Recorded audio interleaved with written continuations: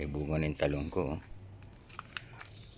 Ayun na, pwede ko nang harvestin mga bukas siguro. Pagka ako, tawag doon, gataan ng tilapia.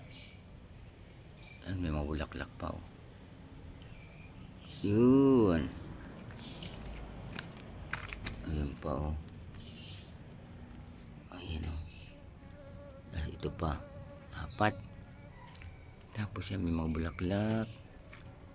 Saan hindi na mahulog. Ayun, buti meron nagpupulinate na na maliit na ayun, nagpupulinate para hindi mahulog yung bulaklak. Yan, pinapulinate na. Tapos nilagyan ko siya ng dinurog na eggshell. Yung potassium daw yan para maging matibay yung kanyang mga ugat puno. Yung meron pa dito ngayon. Hindi ka na bumili ng talong. Itong kamatis naman ito, puro bulaklak, hindi naman namunga. Wala ito. Binuto ko na ito. Tapos ito, nakakuha ko ng okra kahapon ng 6 na peraso. Ayan, meron na naman.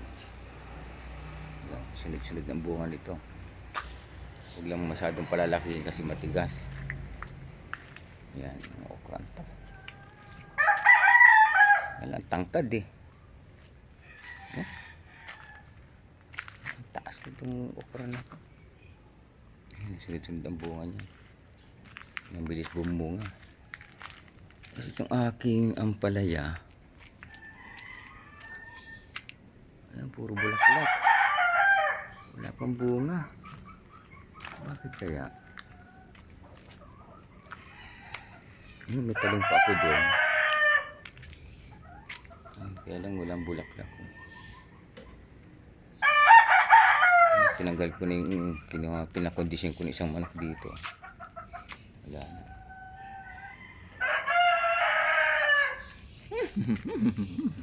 Ayan o, ayan o. Tapang yan o. Maloko to eh. Pala yan. Ito aking pinya. Isa pa lang. Grabe. Nagtanim muli ako ng okra dito eh. Ito kasi yung pagkasinigang, ginataan. Yan, yung mga okra.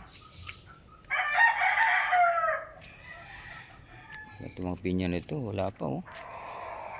Hindi pa nagsisibunga. Ito yung mga kamiyas. Kung bubulaklak na ito. Ayun, nabulaklak na naman yung kamiyas.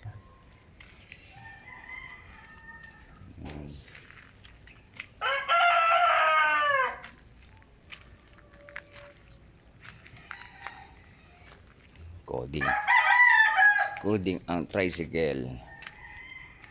Ito na aking mga luya. Grabe yung ito, laguna ng luya oh.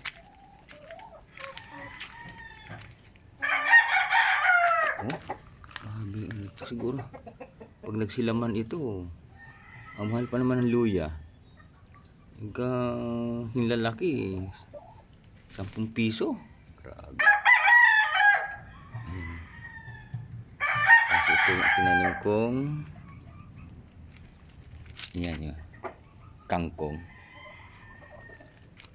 Yung steam na kangkong, ko tinusok ko dyan. O yan ang resulta. So harvestin mo na lang siya. Ito pwede talaga yung mga talong na to. Yan. Update ko na lang ulit yan sa susunod.